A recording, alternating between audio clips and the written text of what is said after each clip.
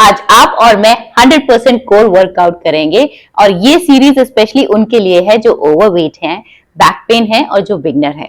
मैं समझती हूँ कि ओवरवेट की वजह से एक बार जो पोजीशन ले ली फिर बार बार पोजीशन चेंज करने में बहुत तकलीफ होती है, इसीलिए हम एक बार फ्लोर पर आए तो पूरी सीरीज फ्लोर पर ही खत्म करेंगे, लेकिन उससे पहले वार्म अप करेंगे। और हाँ, मैं दावे से कहती हूँ कि अगर आपने 10 to 15 डेज तक एक्सरसाइज कंटिन्यू की तो आपकी वेस्ट लाइन कम जरूर होगी।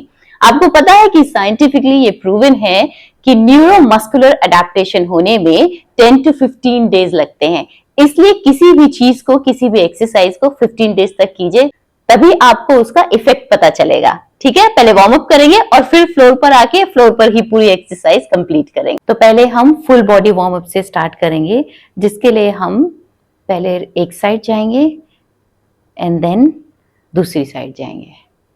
तो आप देख रहे हैं कि पहले मेरा एक लेग बाहर जा रहा है, then my hands are up, again leg in hands down, leg out hands up, leg in hands down. इस तरीके से आपको 10 बार करना है। नाउ अब हम ट्रंक ट्विस्टिंग करेंगे। इसके लिए हम पहले आगे की तरफ अपने हाथों को पकड़ेंगे और फुल ट्विस्ट लेंगे। जितना हो सकता है उतना हम ट्विस्ट करेंगे और आराम से, कोई जल्दबाजी नहीं करनी है। ओके, इसको भी हमें 10 टाइम्स करना है। नेक्स्ट वार्म अप हमारी नेक के लिए। अगेन इसमें हम ऐसे सर्कुलर में नहीं जाएंगे। सबसे पहले एक side, come back in the center, then the other side, come back in the center, then the other side। ऐसे आपको 20 टाइम्स करना है। सेम हमें करना है, पहले ऊपर देखेंगे, come back in the center, फिर नीचे देखेंगे, come back in the center, ऊपर,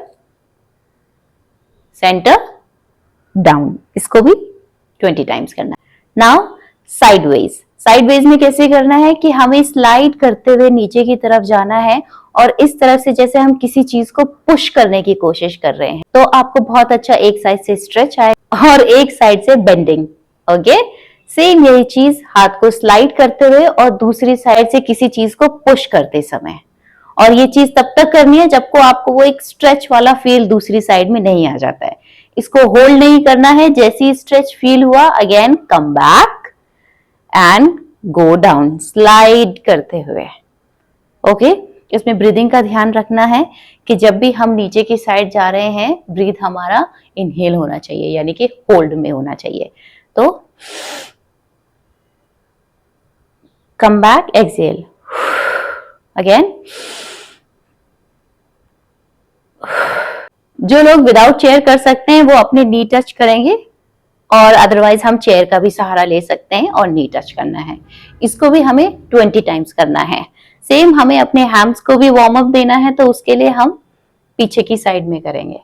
और ध्यान रहे कि जब भी हमारा पाँव नीचे जाता है उसको आराम से ही नीचे रखें, क्योंकि बाय मिस्टेक ऐसा हो जाता है कि हमारा पाँव जो है वो जल्दी से छूट जाता है, तो जल्दी से नहीं छोड़ना है। ठीक है, आराम से करना है। और विदाउट सपोर्ट करना है तो अपने हैंड्स को पीछे कीजिए एंड देन हील को टच कीजिए। अब रिस्ट की बारी, तो रिस्ट को वार्म अप दीजिए 10 times clockwise, 10 times anticlockwise, and then same is with the ankles. 10 times clockwise, 10 times anticlockwise. Next हमारा जो वार्म अप है वो है लेग स्विंग। इसके लिए हम चेयर का भी सपोर्ट ले सकते हैं। पहले पांव को ऊपर उठाएंगे एंड देन नीचे, ऊपर नीचे। नीचे लाते समय पांव को बहुत आराम से नीचे रखना है। तो 10 टाइम्स इस साइड से करना है और 10 टाइम्स दूसरी साइड से।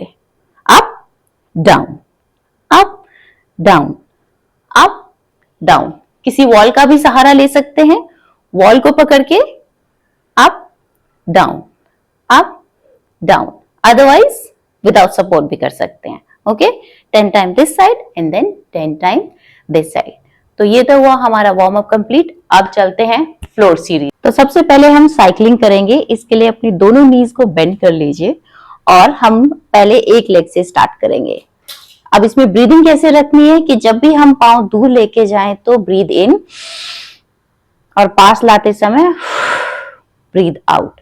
और ध्यान रखें कि जो आपकी साइकिल है वो पूरी घूमनी चाहिए, बीच में ही ऐसे छोटी छोटी मत कीजिएगा, क्योंकि आप अपना वक्त लगा रहे हैं, एनर्जी लगा रहे हैं, तो अच्छे से कीजिए, ठीक है।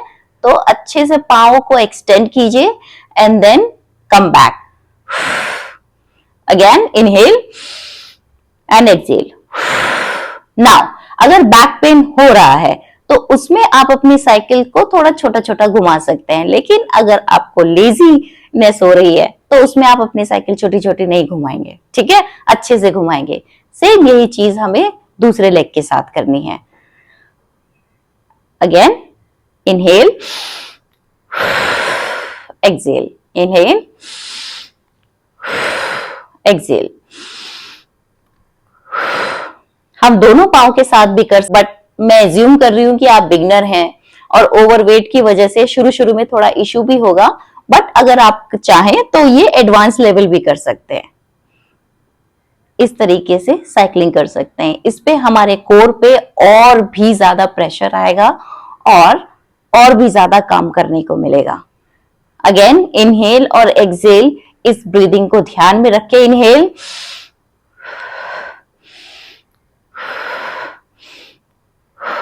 ओके। कोर की जो टाइटनेस है उसको बिल्कुल नहीं छोड़नी है, उसको मेंटेन करके रखना है।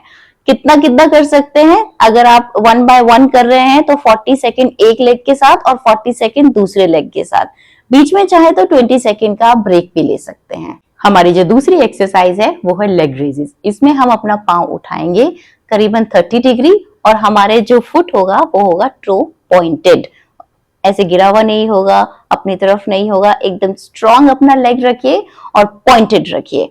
और अपनी जो ब्रीदिंग है वो कैसे करनी है, तो लेग रेज करने से पहले एक्सहेल कीजिए, सारी एक्सेस हवा निकाल दीजिए and then inhale and then lift your leg pointed 30 degree. Inhale करने की जरूरत इसलिए है कि ताकि हमारा जो कोर है वो टाइट रहे।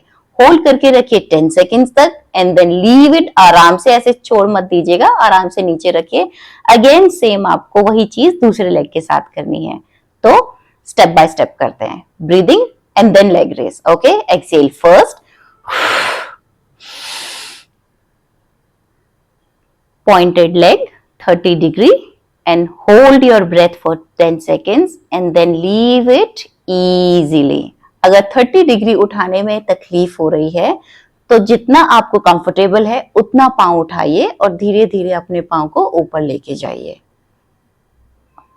ऑलराइट, नाउ अगर आप चूज करते हैं कि बेड पे करनी है तो देखिए, आपका मैट्रेस अगर सॉफ्ट है तो आई विल नॉट रिकमेंड कि आप ये कोई भी एक्सरसाइज बेड पर करें। बेटर होगा कि आप योगा मैट पर ही करें। हमारी तीसरी एक्सरसाइज है ओ।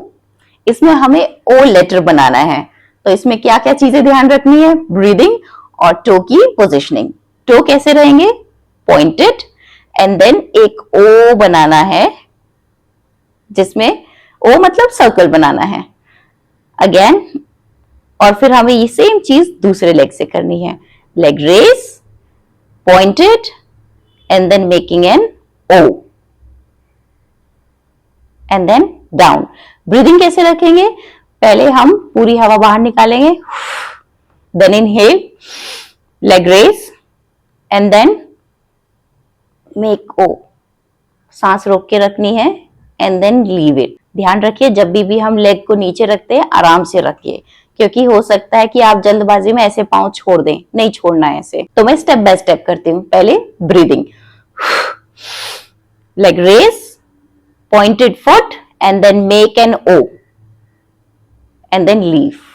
Exhale, inhale, leg up, pointed and then make an O, full O and then leave.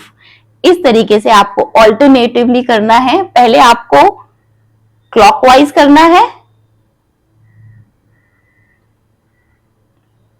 And then आपको एंटी क्लॉकवाइज करना है।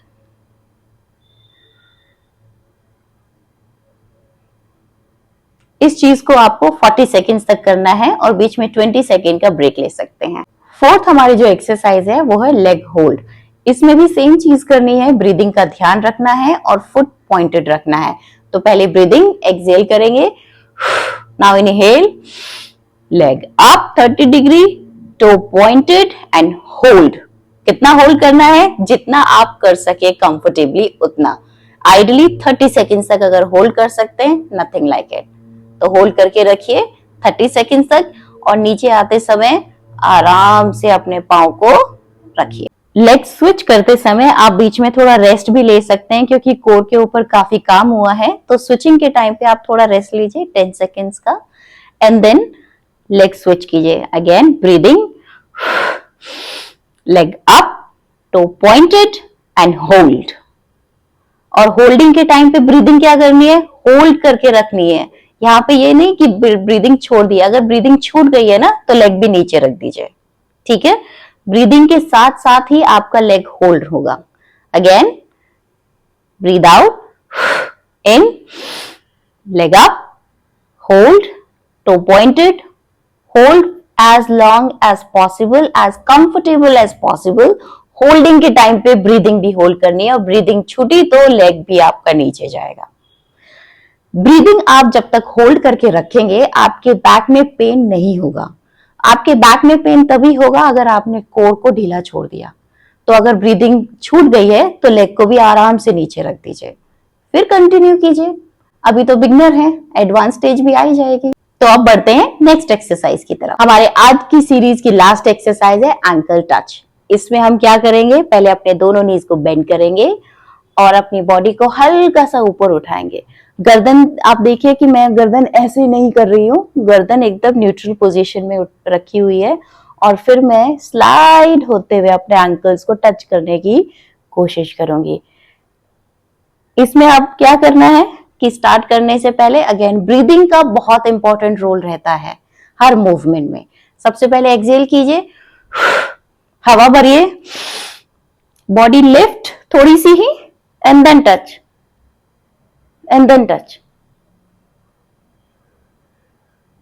अगेन ब्रीदिंग छूट रही है तो वापस आ जाइए, फिर से कंटिन्यू कीजिए।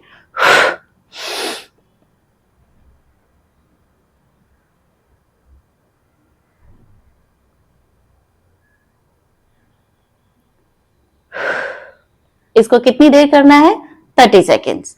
अगेन अगर आपकी ब्रीदिंग पावर बढ़ती जा रही है तो आप ये टाइम को एक्सटेंड भी कर सकते हैं, आप 1 मिनट तक जा सकते हैं। अभी तो बिगनर है, आप एडवांस लेवल पे भी जाएंगे तो अपना ड्यूरेशन जो है वो बढ़ाते जाइए।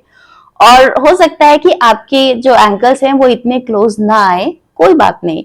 अगर आप अपने पाँव को फोल्ड इतना भी कर पा रहे हैं तो भी चलेगा। इंपॉर्टेंट क्या है?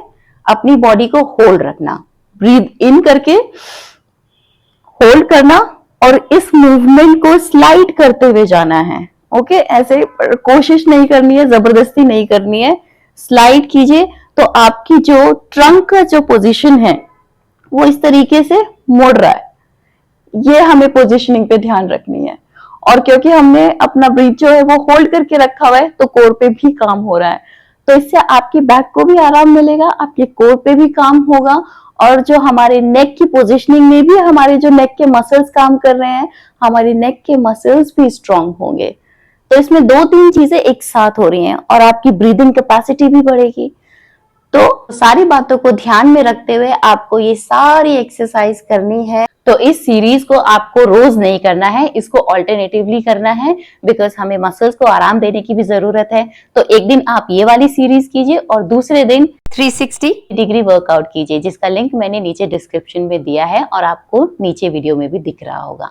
15 दिन बाद आप वापस आइए क्योंकि मुझे पूरा विश्वास है कि आपको फर्क आएगा ही आएगा, फिर चाहे वो जॉइंट मोबिलिटी हो, फ्लेक्सिबिलिटी हो, मसल स्ट्रेंथनिंग हो या फिर वेट लॉस हो।